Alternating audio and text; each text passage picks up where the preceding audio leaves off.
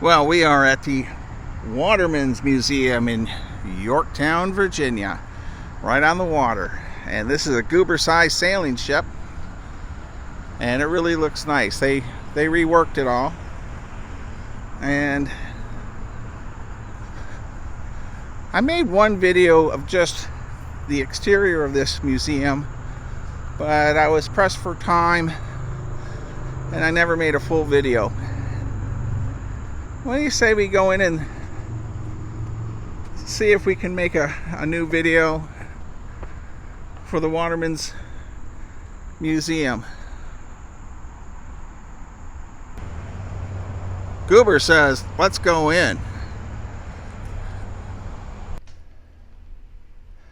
Well, Goober the traveling bear is not very excited about seeing this in this museum. Laugh, life is short. Really neat how they have their First Peoples, Native Americans display right here. Is the first thing you see when you walk into the museum, other than the gift shop and when you go left. But when you go right, very nicely done. Amazing how small museums can do so much with with a little bit of space. Well, everyone, the shipbuilder is not in today. He is probably in his 80s, and he is incredible. He makes all these different wooden ships, and looks like he's got one here on the working table right now. There's a couple RC boats. Oh, the Waterman's Museum.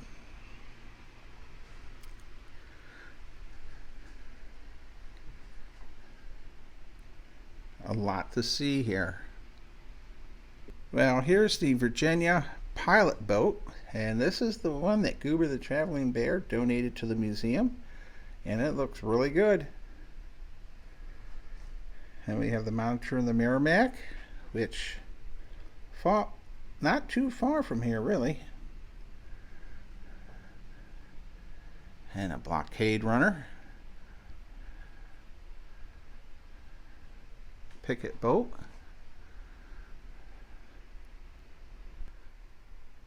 Well, for the friends, the American Friends for Lafayette, this is a cool boat. This is the French frigate that brought General Lafayette back to North America in 1780. The news that France was sending much needed reinforcements to the struggling United States.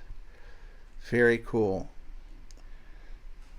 The American Friends for Lafayette are all at Fort McHenry in Baltimore this weekend.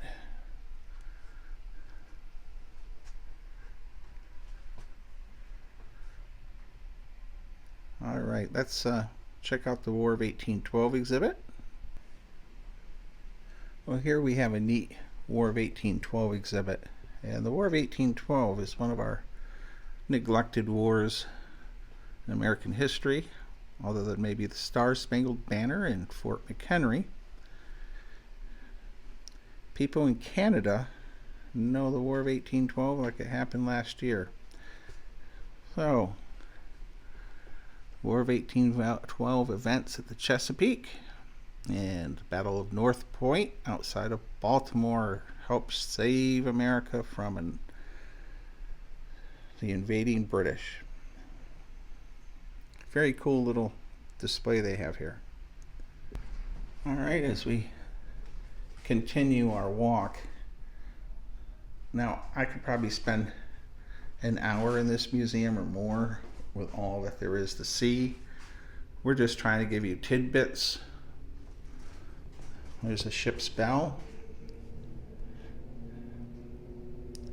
The history of this building: it was once a tavern, and it was across the river, and then it was put on a barge, brought over.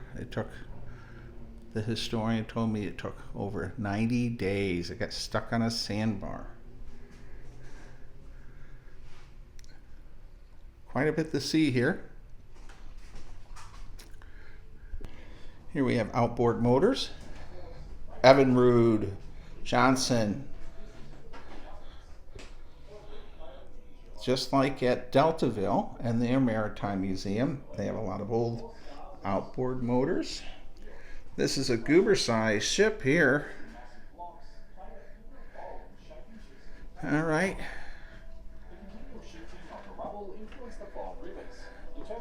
And they have the Chesapeake Experience.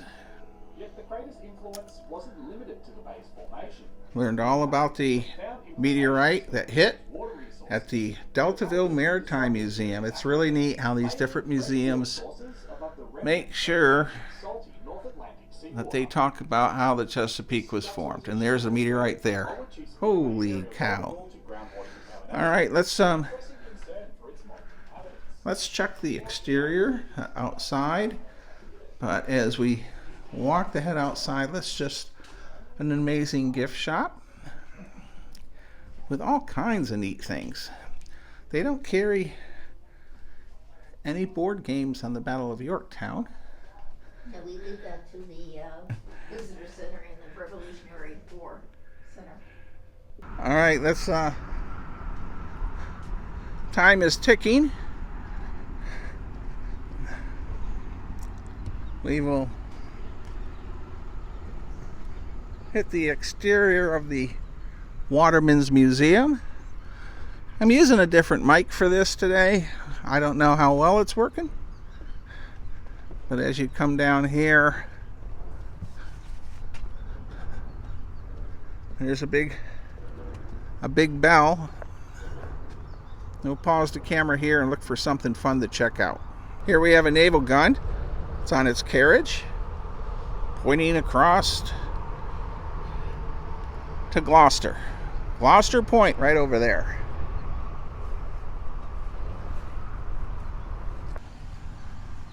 Pretty cool. They have a little schooner here.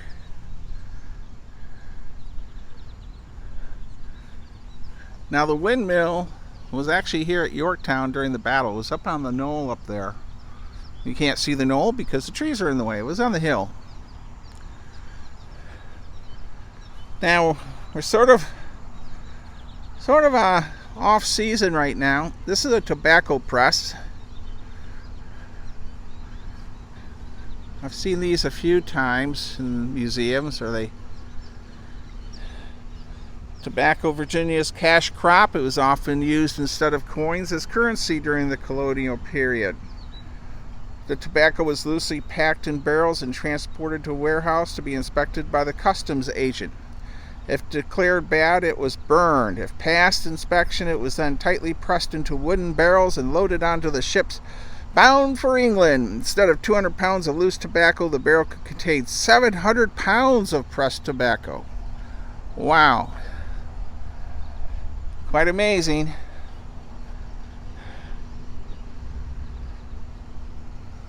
All right.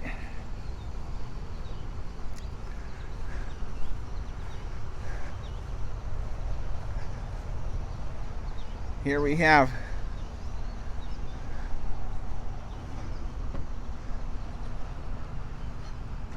a schooner with a small cannon, and we will hit the windmill.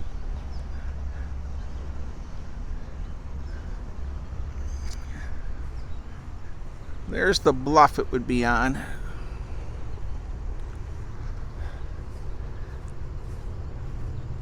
Very cool. Well, everyone, the Waterman's Museum is really cool. They are open April through December 1st, or December 23rd, excuse me, Tuesday through Saturday, Sunday 1 to 5, 10 a.m. to 5 p.m. There's your admission. This building is a huge tavern that was physically moved, and it's got a ton of history. And I don't know if it's haunted because I don't do haunted stuff much, and I didn't ask, but I'm sure someone will ask me if it is.